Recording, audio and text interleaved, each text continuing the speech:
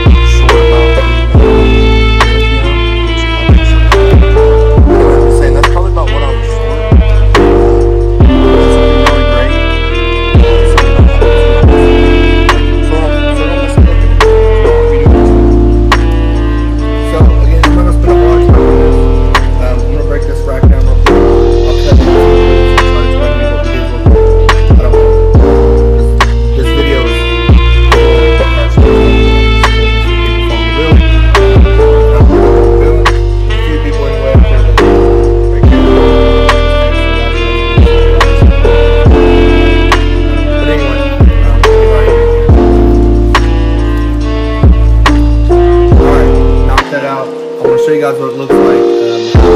On it, and then we'll slap it in the car. So this is your passenger side here. I got my rack spacer in. Got the extended tie rod, it's way longer. And then on the driver's side, just the extended tie rod. I used to run a spacer like that. Didn't see it being necessary that this tie rod's a whole inch, maybe an inch and a quarter bigger than this overstock. So don't really need that spacer. It's probably a quarter of an inch. I think we'll be fine without it. So anyway, that's what it looks like. Extended tie rod.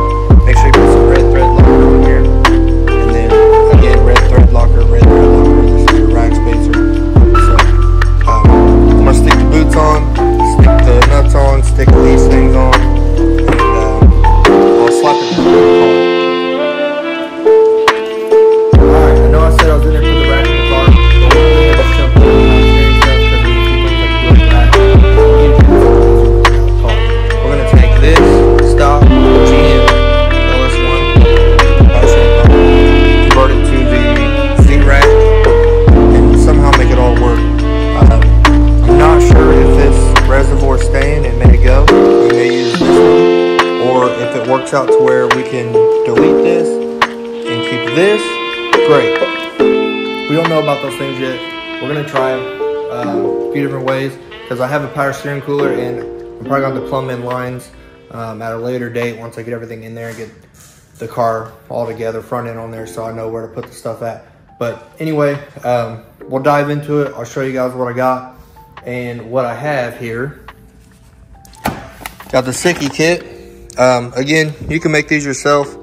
I just literally, this is way easier for me, just because I don't have to mess with it. I don't have to worry about sourcing the fittings and getting the right ones and all that good stuff. But what I want to do real quick while I have the rack out is I want to put those fittings in here, and I'll show you that process right now. Again, it's the full kit. Comes with some insulated clamps. Comes with a self-tapper. I believe you put these two together in line, run one screw to wherever. Comes with a hose clamp, and then here's your special fittings. So we're going to talk about these and figure out which ones go where. Alright, so you got two different size fittings. The smaller one goes on the bottom here. This is the smaller fitting. It has an O-ring. Threads in right there. There's a larger fitting. Let me get it out here. Goes right there. It's a little bit longer. There's three different fittings here. The other one goes right here on the pump. This one's a little bit shorter. It may not be. I think it is though. It's a little bit shorter. But anyway, that one goes there. And that's really just what I wanted to show you guys where those fittings go real quick before I stick it in the car, because it'll be a little bit easier to figure out up here than underneath.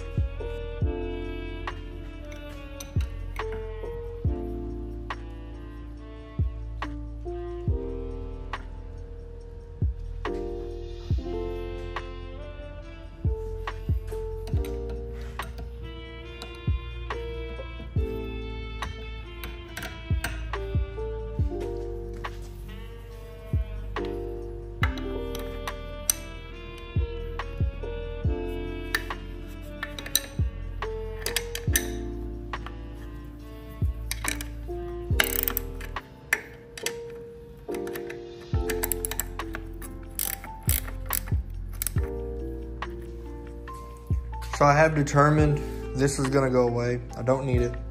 We'll use this reservoir because the lines from the kit are made for this. So this is the return or whatever.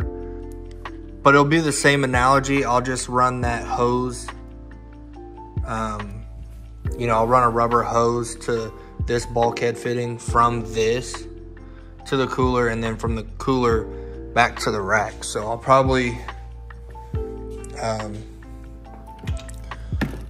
not sure what I'm gonna do yet, but I'll probably try to use this somehow since I've already paid the money for it. But knowing what I know now, I just would have bought the fittings. So that's gone. Engine bay is getting bare. I'm really liking it. It's really clean. I kind of wish I would have known that was coming out. I would have mounted that probably over here, where it made a little more sense that the fuel line's right there. That still may happen, but that's another day. So anyway, let's dive into taking, or well, not taking, but installing the pulley on this. So to do this, you need a special tool. Some people do it with a bolt and a socket, whatever, if that's what you want to do. I got a tool. It was cheap. I think you can rent them too for free at like AutoZone or something. So anyway, I'm gonna grab that pulley installer, and we're gonna install the pulley real quick. So here's the power steering pulley, and it goes on like so, or maybe, hang on, I might have to look that up real quick. I'm pretty sure it's dish side out, or maybe not. It won't go dish side. Yeah, it's dish side in. Okay, so here's our power steering pulley, dish side out. Goes in like that. It's machined to where it goes down. I don't know if you can tell, but there's a little line in there. It kind of goes down to the wrong size. It won't let you put it on this way. So it goes on like this. So we'll go ahead and grab our installer and put this thing on. The kit, probably can't see it on the camera because I got it set up. But there's several different sizes here. So we'll just figure out what thread pitch we have.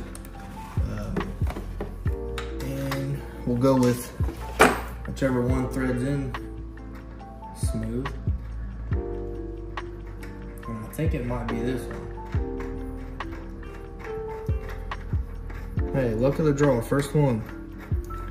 All the other ones look fairly large, so that's why I figured this would be the right one.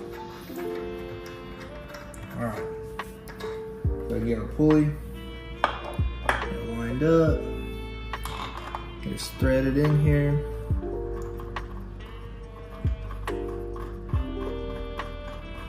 And I'm pretty sure that pushes it on there. But before we tighten that up, I think we need to bottom out this screw so we know we're getting it on there straight.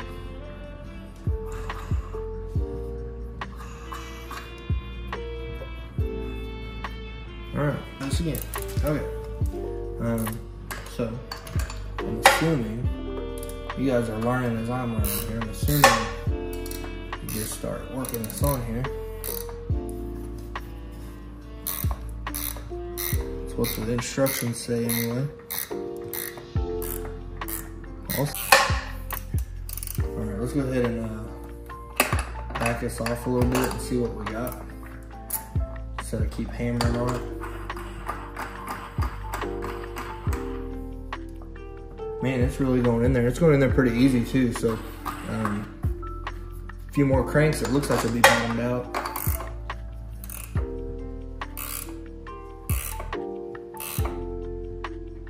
Okay, now it won't let me go no further, so I'm assuming that that's it.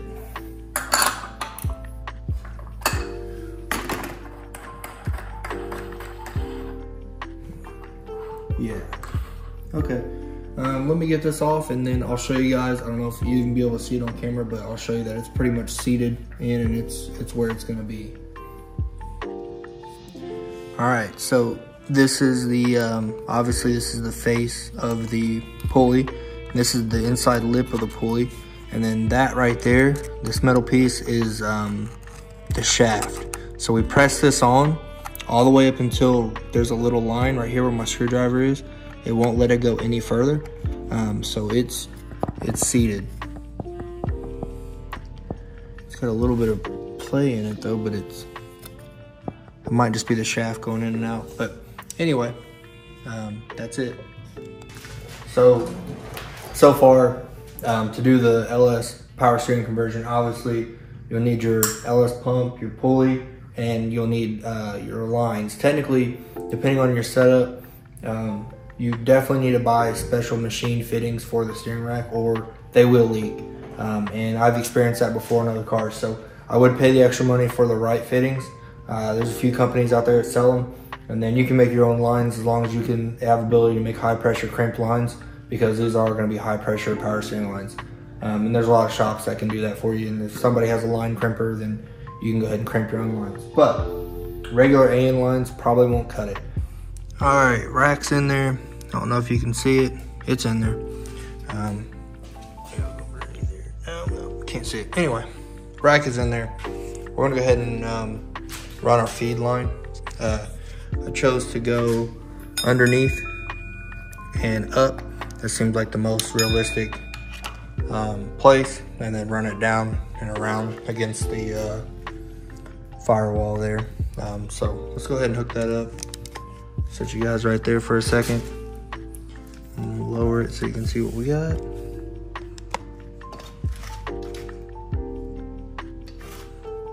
All right. So, say I came from underneath here. I'm gonna put our line on here. These AM lines sometimes are difficult. So we're gonna go ahead and hook up our return line too. I know I said that I might have to modify this to run my cooler, but for the sake of the video, we're gonna hook it up how it's supposed to be. I'm gonna move the camera around so you can see what I'm talking about. All right here's the drain or return. I guess it is a drain, but it's also the return. Pull that off. This is probably where the hose clamp is gonna come in handy. If I'll be able to like maybe put a Y in this or something. I don't know if that works. Just Y in my bulkheads.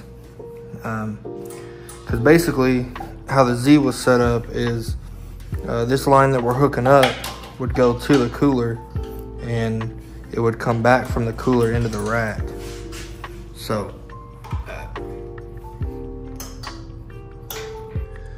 So anyways, you guys can see we got our feed and we got our return right here, and they're both going back to the rack.